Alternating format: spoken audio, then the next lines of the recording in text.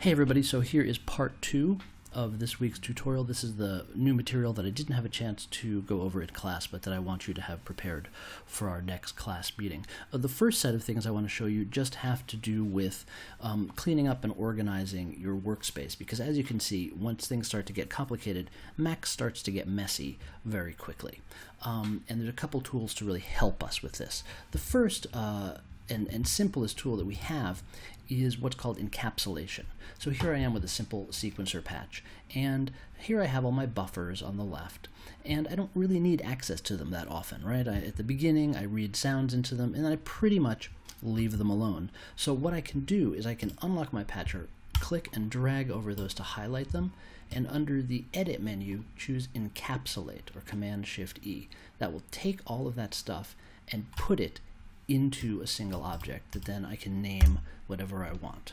I'll call it my buffers.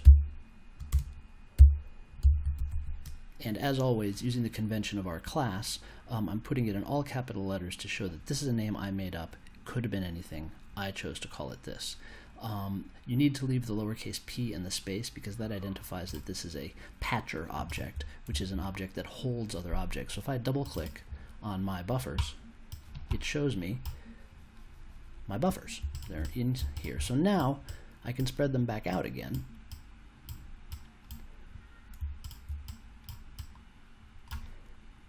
And make my window nicely sized to its content. And every time I need to access my buffers, I just lock my patcher, double click my buffers, and there they are. And I can open sounds into them. Read sounds into them as I ordinarily would. I'm in the drones folder, so I'll read in my drone first. And then I'll put some drum samples in here.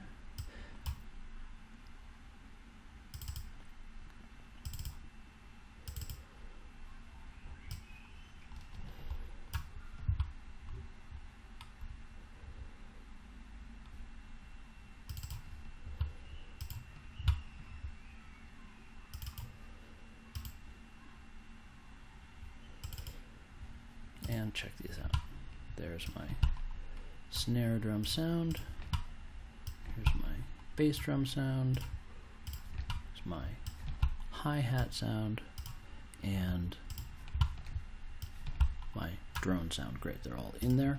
So I'll close my buffers, and it just very conveniently compresses down to just this one object on the screen. And I can do this with any part that I want to. For instance, I can take this whole kick drum sequence here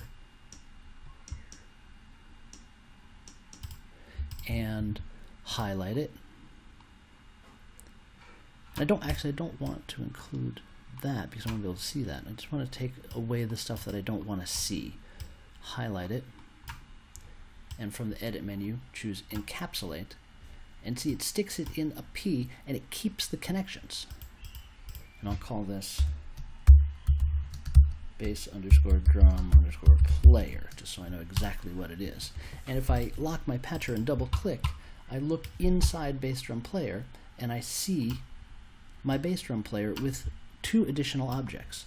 This one with an arrow pointing in, and then below it one with an arrow pointing out. So what I've done by encapsulating is I've created a new object called P space bass drum player with one inlet that my metro is connected to, and then all the objects that I wanted encapsulated, and then one outlet which gives me the sound of the bass drum coming out. So if I put a button here inside my patcher, I can see there's my metronome ticks coming in, and if I put a meter on the way out, I can see there's my sound coming out of the bass drum. It's exactly what was here a minute ago. I just highlighted it and encapsulated it, and now it's inside this patcher object. So you can see already how much cleaner the screen is just encapsulating a little bit. There's also an even more powerful way of tidying up the screen called presentation mode, and I'm just going to show this to you briefly. You take all the objects that you want to be able to work with,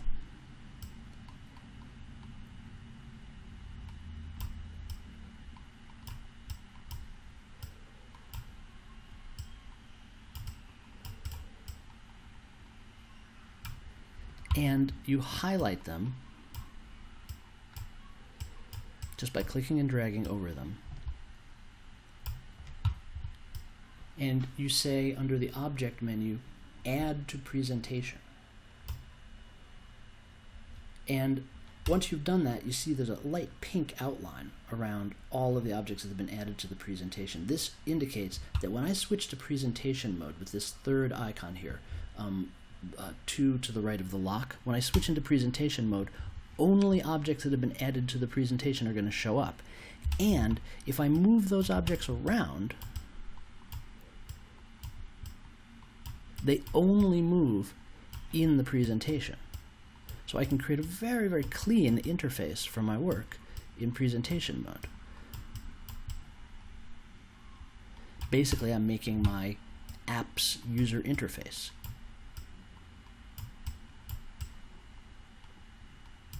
Now the thing is, we had some text cues, about what was going on in the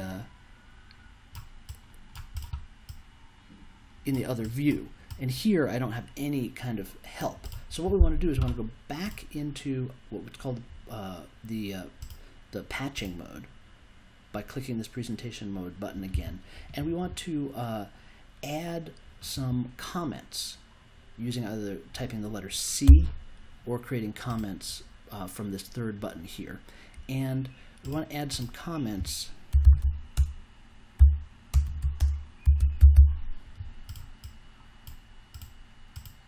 so that when we switch back to presentation mode, we know what we're looking at. Just hit the letter C and hit the letter C again here. And then I'll show you, see how these boxes are too long? I can drag them and they'll shorten up. I can also hit Command J, which will always shorten things to just the right length. And that'll work on any object. Like I go up here to my Metro, Command J, shortens the box to the size of the text that's in it. I use that one a lot for keeping my space organized. Also, shift clicking is handy for selecting multiple things. So I want to add all 4 of these comments to my presentation. So I'll click one and then hold down Shift and shift click the other 3. And here under the Object menu, I'll say Add to Presentation. And now when I switch to presentation mode, there are my labels. I just put them in the position I want: snare drum, bass drum, hi-hat, and drone. And I'm getting a nice control panel to work with here in my presentation. Now, a couple things are missing from my presentation. There's a couple controls I didn't put in there, so I can always switch back, and anything I forgot to add, I can click and shift click to select multiple and say add to presentation with that as well. But now I also need to comment those. I did that with the C key.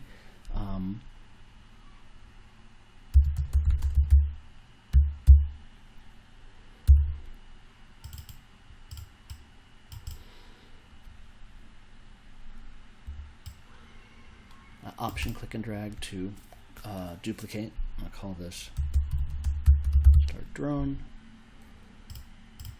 Shift click to select them both, add them to the presentation, switch back to my presentation mode, and put them wherever I want.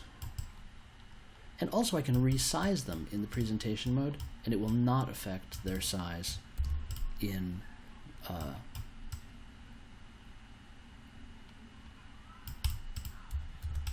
the patching mode. So things can get arranged in whatever way makes sense to you for a good control panel. Great, and now I have control over everything without the clutter on the screen.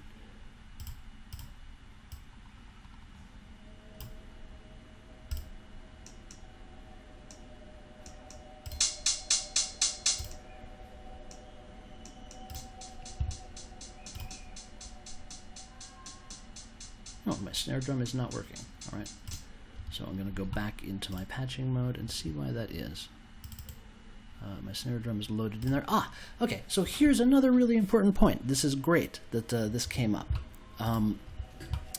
Number boxes. They're irritating because when you close your patch and you reopen it, the numbers go back to 0. This is problematic. Number boxes don't store values. They let you see values, they let you enter values, but they don't let you store values. So I'm going to show you a really, really useful combination of two objects you already know that will allow you to change values and store values in a very useful way. It is the floating point number box, or any number box, and the message box used in combination. So I'm going to option click and drag these to make a copy of them and show you what I mean. So we understand the message box so far as something we can click and type a message into, and then when we click the message box, the message dumps out and goes wherever we want it to go, for instance to this number box. What we don't know is how to change what's in the message box. Well, it just so happens that the right inlet of the message box will change its content. So if we connect a number box, the left outlet of a number box, to the right inlet of a message box, now we have a way to change what's in the message box. But it won't send out until we click or until we use a button to, as we say, bang the message box. So I can put 11.31 in that message box. It hasn't been sent out yet. See, this is still a 9. But as soon as I bang it, it's sent. Now this was an integer number box, so the 0.31 gets cut off. If I had a floating point number box here, bang it, I get 11 in the integer number box, 11.31 in the floating point number box. And of course, I can also send it by clicking the message box itself. So this becomes a very handy way to both set and store values. And what you're going to want to do right away, now that you know this, is don't use this formulation anymore. I just showed you that because that's the first step before learning this, and this is much better. We'll take out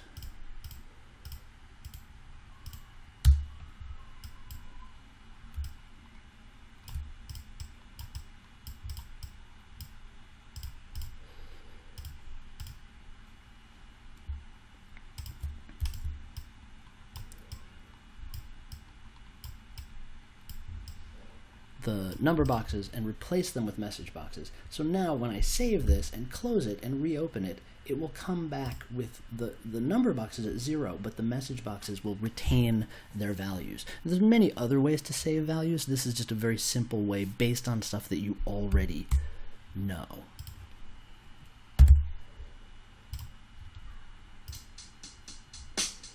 And there's my snare drum now because it has a rate, and which also leads me to the conclusion that I actually want these controls in my presentation. So I highlight them, and under Object Menu I add to Presentation.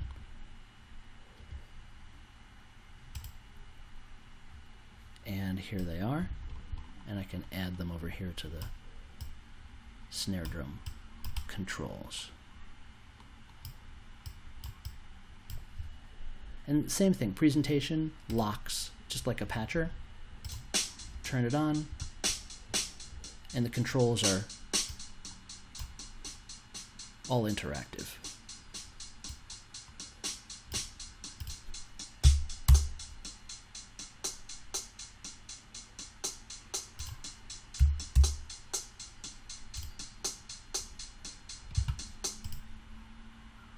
Switch back to my patching mode.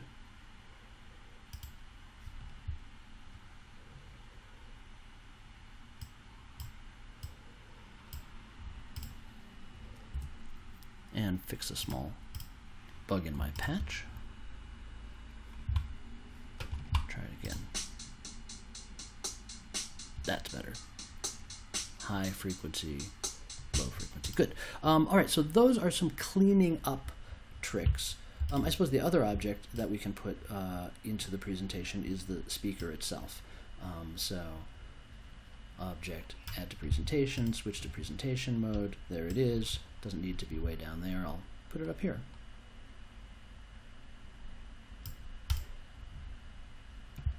but you can't make any sort of connections in presentation mode. Presentation mode is just for laying things out on the screen to build user interfaces, which is just a fancy way of saying control panels.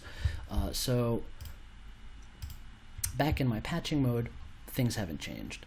The functionality of the program is exactly the same, and where I've dragged things in the presentation mode has not affected where they're located in the patching mode. All right, so let's take a look at a couple more new things, because that's really just sort of maintenance and cleanup, but I also want to give you some new content. So one of the things that was nice about the sequencer that we made in GameSalad that's not so great about Max is it was more visual. We had nice colored blocks that represented things, and there's an object that's great for giving that to us. There's actually several.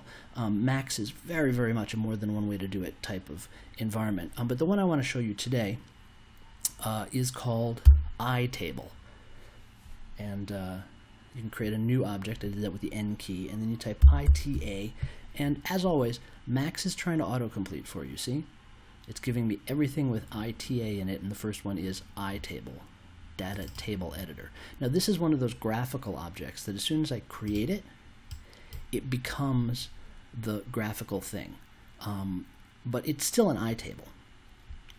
Now this one has some attributes that we need to set. So I'm going to click on the Inspector tab over here and scroll down to the bottom, and I'm going to adjust its range and size. So range is the number of vertical values it can represent. I'll set that to 4. And size corresponds to the number of horizontal values that are stored in the table. Let's do 16, just like our sequencer in GameSalad. It'll be 4 by 16. And so now I can click and resize this object. I have, when I lock it, someplace where I can put in information graphically in a way that looks pretty similar to what we did in GameSalad. There's one more aspect to this.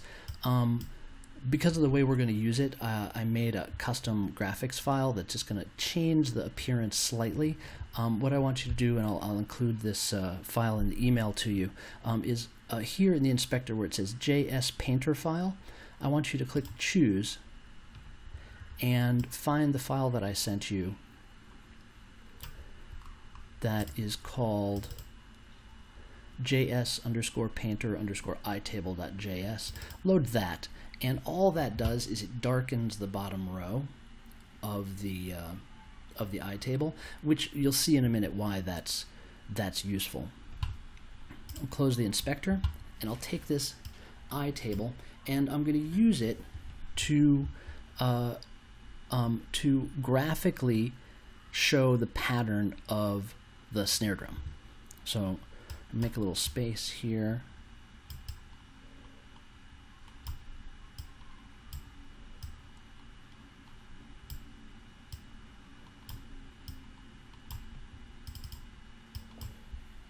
Change this to a counter 1 through 16. Now how itable works is when you put a number into its left inlet, that number corresponds to a column, and out of its left outlet it will give you the value stored there. So here, let's just try this with integer number boxes for a minute.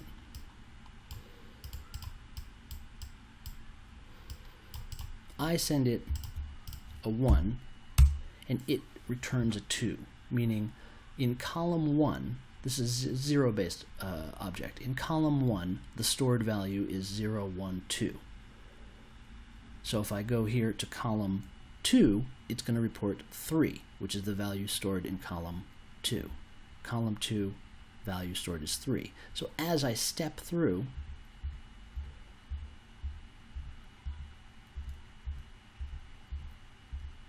the itable just reports the value stored at each location. So taking these number boxes out, changing my counter so it works with this object because it's a zero-based object. My counter is now going to be 0 through 15. And as my counter counts up, it's going to show me the value stored at each location.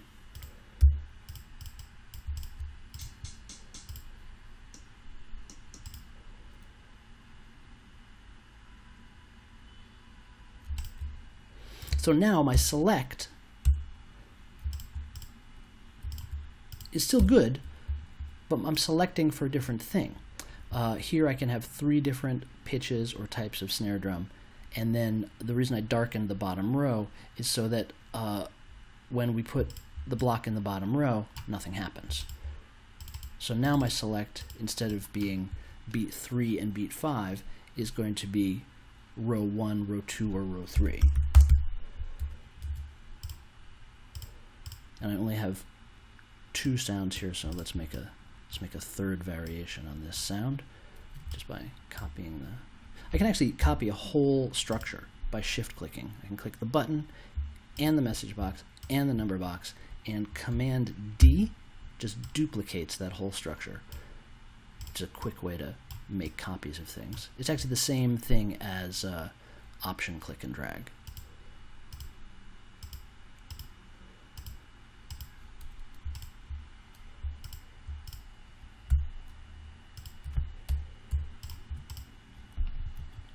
So now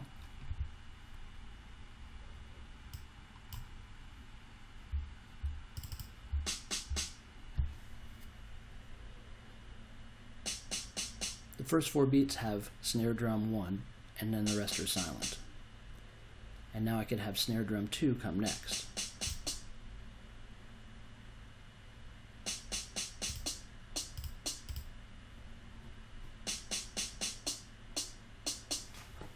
So now we're getting a nice graphical representation of what's happening.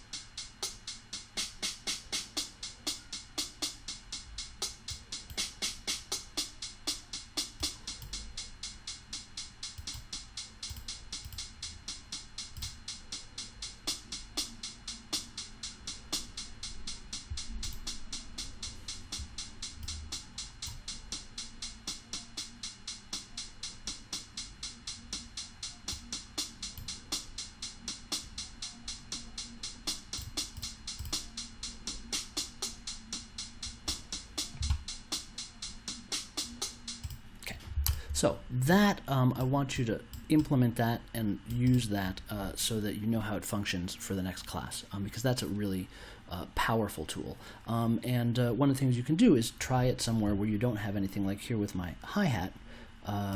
You know, I don't have the possibility of multiple pitches right now, so I can just take that and build that in. I'll just take this whole structure I have here, copy it, paste it, drag it over here, make some space,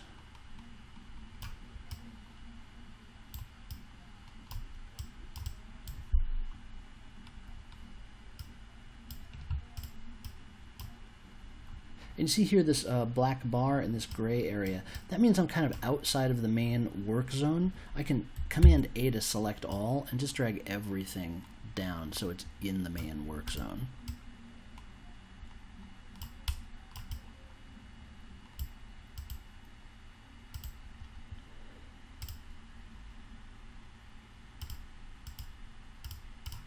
Remake all the connections and decide what values I want here. And now my hi-hat has its own controllable step sequencer as well.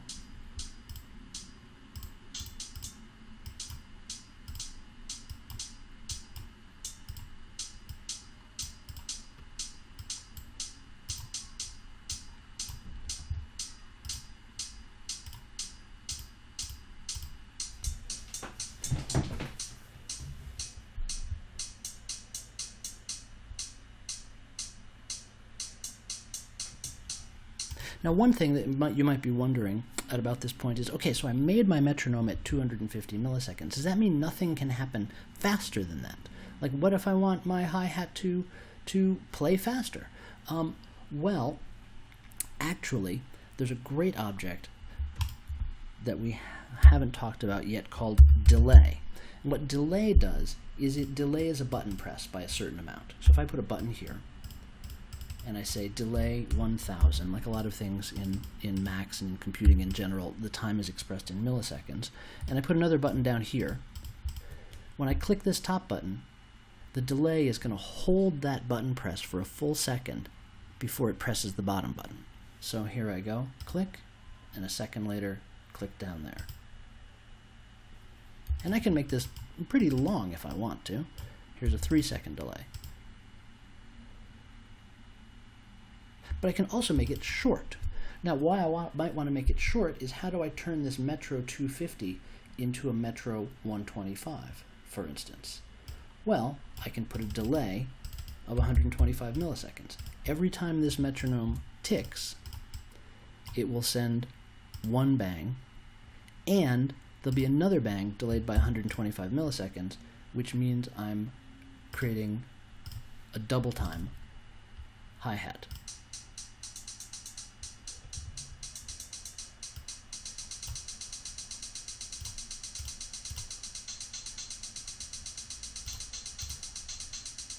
But everything else is unchanged.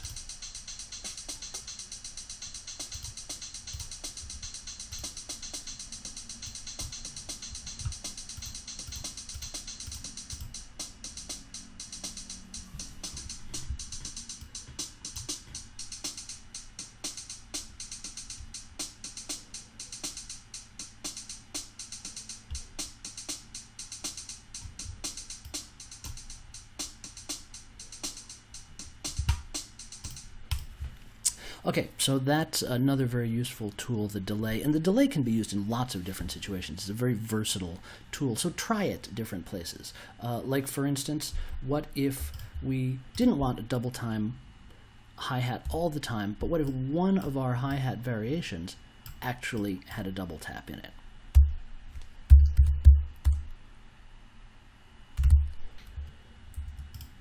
For instance, variation number 3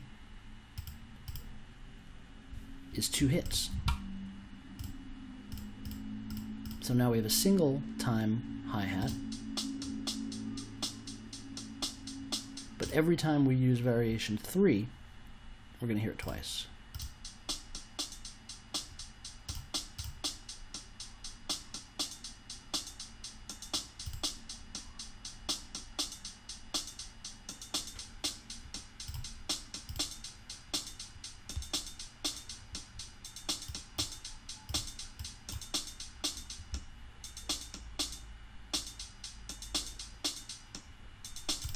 And it's starting to get really interesting. So you see how these very simple and subtle changes combined in different ways can start to produce really interesting effects.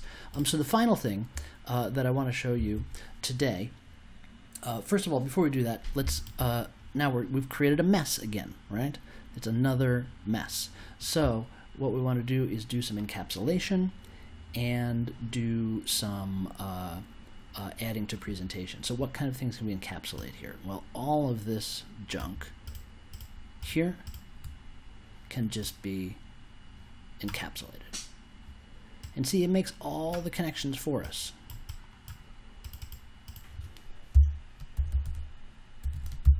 Call it snare player. And if I double click snare player, it's all in there. And now it's created 4 inlets because I have 4 pieces of information coming in. It still only has 1 outlet, the sound. So you can see, you know, it turns chaos into manageability. And I can do the same thing here. Edit, encapsulate, and oops, I missed one. See, it stuck it outside. So I can just undo my encapsulate, find the one I missed, and now re-encapsulate. And there I go. Much, much cleaner. Now, here's a caution. It would be nice to encapsulate our drone too, right? We can't. Why? Because the control we want, the @RUI, won't pass into a patcher. So drone is one, and anything where you're using an @RUI, you cannot encapsulate. Now there's other ways to control things other than an @RUI that we're going to learn, but @RUI is a nice simple starting place. So now that we've done some encapsulation, we want to add our new controls to the presentation, flip over to presentation mode, and rearrange things a bit.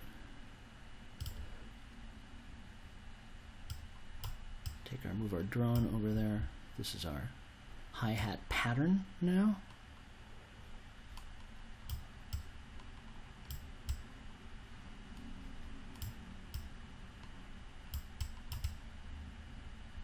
And, you know, now that we're working in a more horizontal format, I can just take my fader and make it a horizontal fader instead of a vertical fader, just by dragging its orientation. And my buttons are still going to work.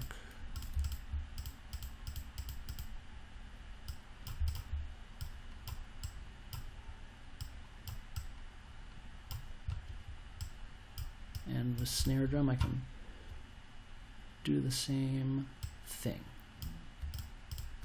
These are my 3 sound variations for the snare drum. Oh no, these may be my 3 sound variations for the hi-hat. Sometimes things get a little bit confused.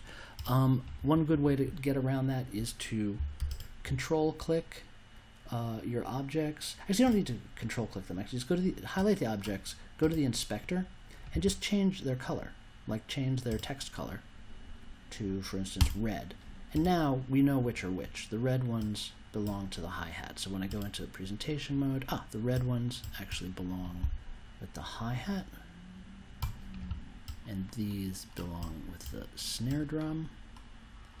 Build the same kind of control panel here.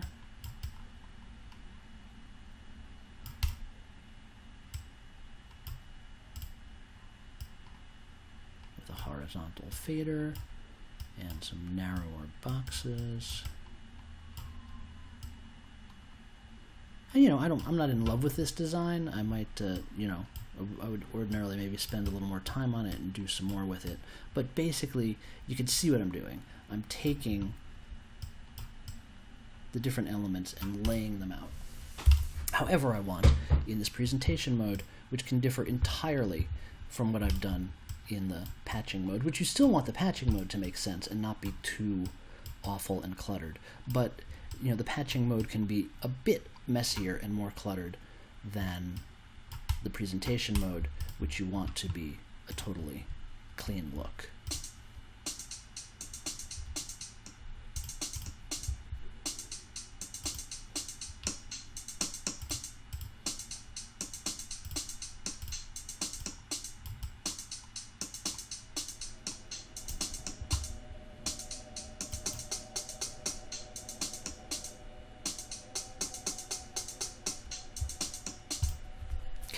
So I think we've made a lot of progress with that.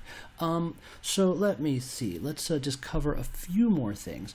One thing that we should look at is why the line object is called the line object. We've been using the line object in a way that hasn't really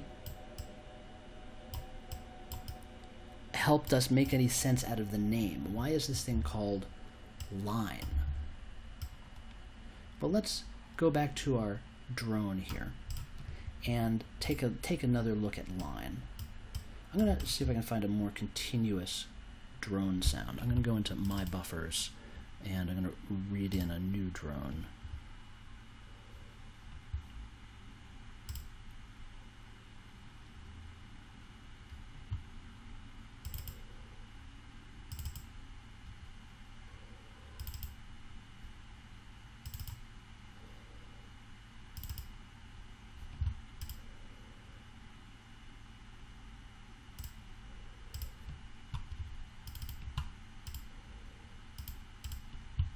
These all seem to have long tails on them.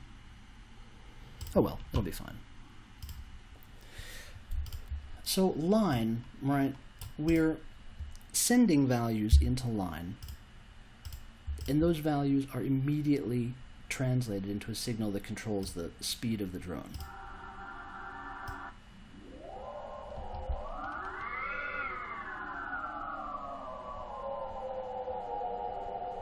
So here it is playing at half speed. Here it is playing at 1/3 speed. I could type a 2, and there it is playing at double speed. And that's interesting. We can do it. We can do a lot with this. Here it is playing at 5 times normal speed. Very creepy. Could have used that one on Halloween.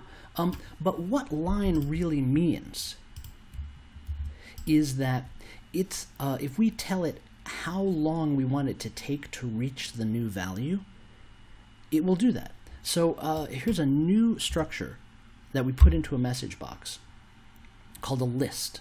A list is 2 values separated by a space. So if I say, for instance, 1, floating point 1, 1000, and I send that into the line, we can make a number tilde here at the right to help us see what's happening inside the line. That is an instruction to the line to take 1 second to reach a value of 1. And similarly, if we put in a value of 0.5, space 1000, we're saying take 1 second to reach a value of 0.5. So now listen and watch.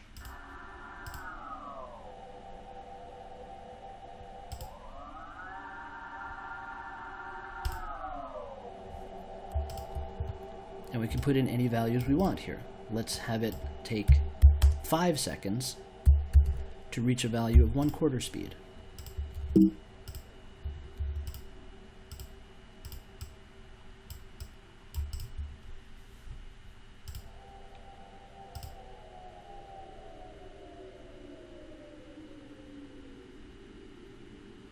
And now take 1 second to go back up to full speed.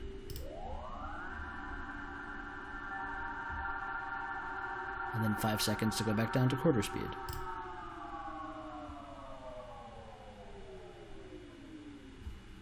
So this is the real power of line. Line actually draws a line from one value to another value over time. If we don't give it that time value, if we just send it a single value, it will jump there immediately, but that's not really using the power of line. The power of line is in the fact that it can transition over time. So this is great not only for controlling pitch, but also for controlling volume. And what it's called when we control pitch or volume using a line, it's called creating an envelope. An envelope means a shape that controls the change of something over time. And there's a lovely object for us called function. And that was a new object box, FUNC, and then of course it auto-completes for me function, the breakpoint function editor. Now here's one where this is a rare exception. We don't use the left outlet. We use the second outlet to connect it to the line object. Put a button on the top, and we just click to create the shape that we want inside the function. And when we send the button to it, it will execute this shape. So we'll hear the pitch go from 0 up to 1, back down to 0. Uh-oh, the volume is down. There we go.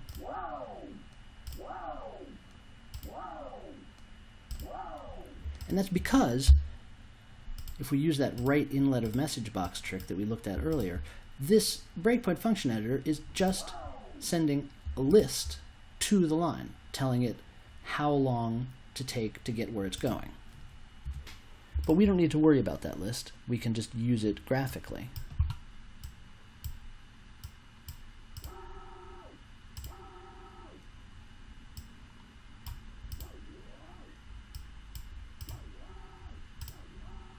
And if we want this to take more time,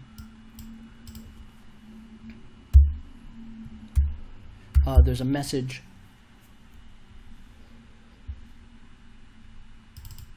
called set domain, which allows us to specify in milliseconds how long this whole shape is. So like 10,000. Now this is 10 seconds long.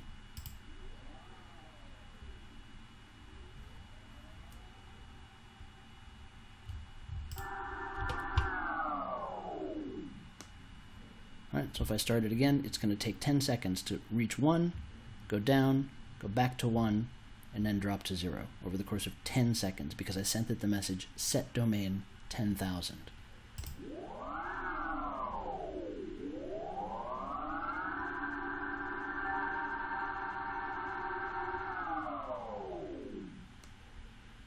Pretty great. And I don't have to start at 0. I can start at any value I want, and I don't have to drop all the way down to 0. And if I want to get rid of a point, I shift click it.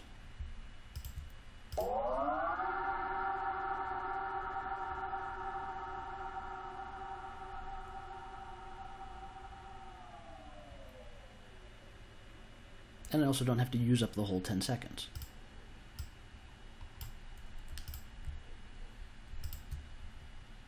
Here's a much shorter shape that's going to finish in about 5 seconds, and then this last value will be retained. So that's a very powerful tool. You can probably see the obvious problem with it, right? I can't get any value greater than 1. What if I wanted to go from normal speed to double speed? Well, right now, all I've got is a bottom value of 0 and a top value of 1. Well, this takes us back into the world, you guessed it, of math. Because if I'm going from speed 0 to speed 1, and I want to be going from speed 0 to speed 2, I gotta figure out a mathematical solution to that. Now, fortunately, like all the math we did in Game Salad, that's simple math. To take a range from 0 to 1 and scale it up to a range of 0 to 2, I intuitively know, and I'm sure many of you do as well, I'm doubling that range. 0 is still the bottom. The top used to be 1. Now the top is twice as high. The top is 2. But if you need to figure it out step by step, it's pretty easy to do also. 0 times 2 is still 0, so the bottom of my range is going to be 0. 1 times 2 is 2, so the top of my range is now doubled, and it works for everything in between. If my envelope is at 0.5, then 0.5 times 2 is 1. So now 1 is the middle of my range. So where do we put this math? We put it after the line object. And because this is a signal after the line object, it has to be signal math, which we create using the tilde. So as you remember from Game Salad, multiplication is asterisk, which is shift 8. And we have the choice here of multiply two numbers or multiply two signals. In this case, we're multiplying signals. So it's asterisk tilde space 2.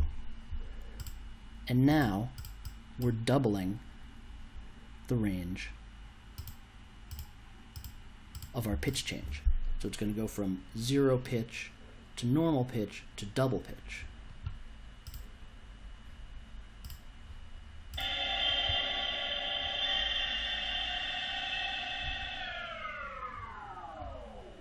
Over the course of 10 seconds, every time I press the button.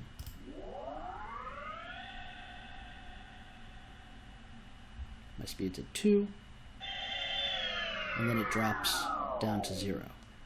Now some of you may be saying, and rightfully so, everything sounds like weird sci-fi record turntable type sounds. Right, we don't actually use this kind of pitch envelope that much, and we certainly don't use it that extremely when we do. Like, be much more likely to do something like this, where there's a subtle change in pitch over time.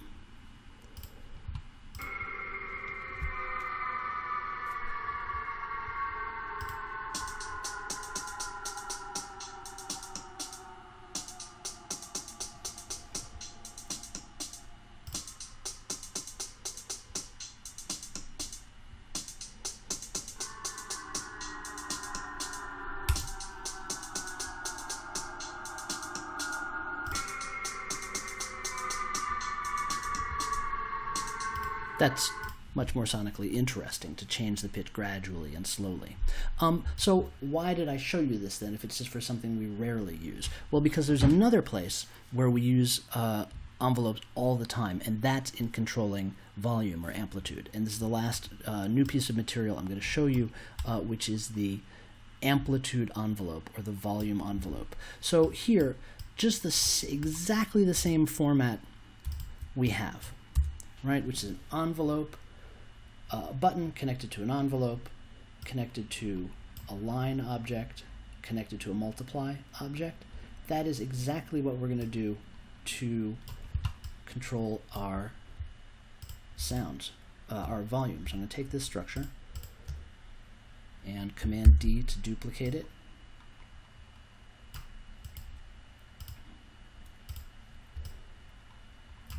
I'm going to set my domain shorter again. I'll set it to 2 seconds. And this time, instead of multiplying by 2 or by any number, I'm going to multiply this number by the sound itself.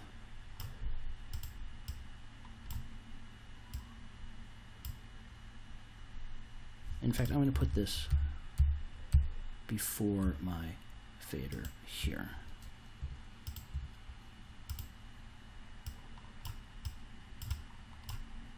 So my sound comes out of my groove, gets multiplied by my envelope, and then goes into the fader. All right, so what I've added is this structure right here.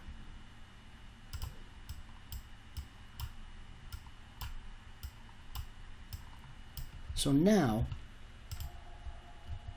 when I click this button,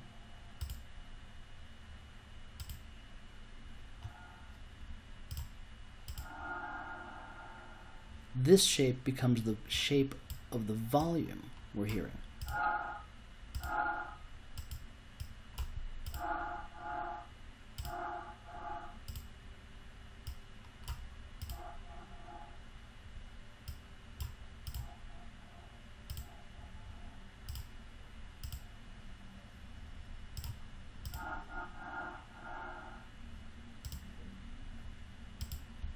Now this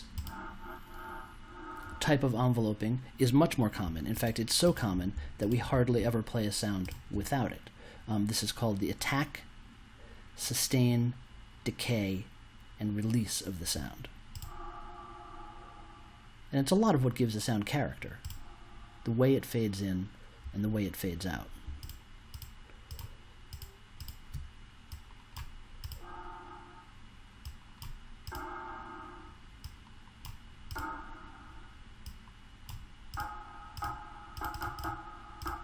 So it's still that same drone sound, but by turning up the volume at the beginning very quickly and then giving it a long sustained tail, I really change the character of the sound.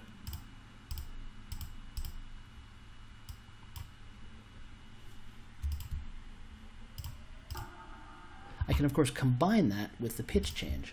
In fact, I can put all of these together just with one button, start the pitch, start the drone, and start the envelope all together.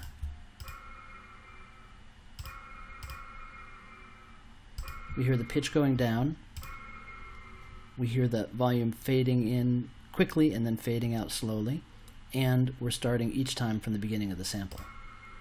Now this also answers a question many of you have said, why would we want to start sounds anywhere except for the beginning? Well, this drone is a long sound. You know, it's 24 seconds long, over 24 seconds long. So we have lots of places we could start it, and it sounds different at every point along the way. So if we start our drone at the beginning, we get this. But if we start our drone 1 second in, it sounds like this.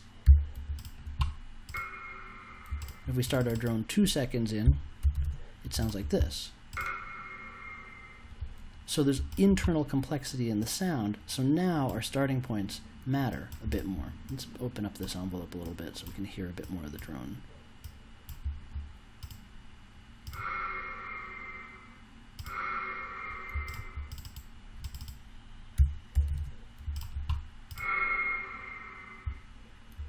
And I'll remove the pitch for the moment.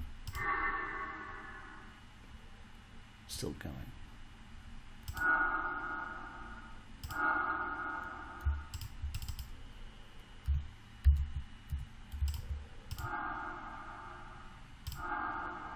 So our sound's going to have different qualities depending on where we start it. So what we've covered is how to create pitch envelopes, or we should say speed envelopes, right? Using a button that's connected to a breakpoint function editor, which we get by creating a new object box and typing function. That creates the breakpoint function editor. The second outlet of the breakpoint function editor goes into the left outlet of line. Line goes into a multiply tilde if we want to expand the range. Ordinarily the range is 0 to 1, so here we're doubling the range and getting a range from 0 to 2 because we're multiplying the signal by 2. And we're using exactly the same idea here, except the line is connected to a multiply tilde, and that multiply tilde is multiplying this value from 0 to 1 with the sound itself. See, the sound is coming out of groove and being multiplied by the value coming out of the line, which acts as a volume control. Additionally, we looked at the set domain message. It's set domain space, there's a space there, and then the number of milliseconds that we want this shape to represent. We want this window to represent. So here I have set domain 10,000, meaning from here to here is 10 seconds. When I click the button, it's going to take 10 seconds for this line to go from there to there. And here I've done a set domain 2000, meaning this whole window represents 2 seconds. From here to the end is going to take 2 seconds when I hit the button. So I hope that that is interesting and useful material for you, and you'll be responsible for all of this for the quiz and the in-class project, so make sure you review it carefully, contact me with any questions, and of course, don't just watch the tutorial, do the tutorial. In other words, build all of this stuff by hand so that you understand it, and create variations and modifications on it to ensure that you understand it. Start simple, and then build up more complexity, but only build up more complexity with understanding. If you don't have a lot of understanding, then keep it simple and work with the simple elements that you do understand for now, because I realize this is new and complicated material. So thanks for watching, and I'll see you in class.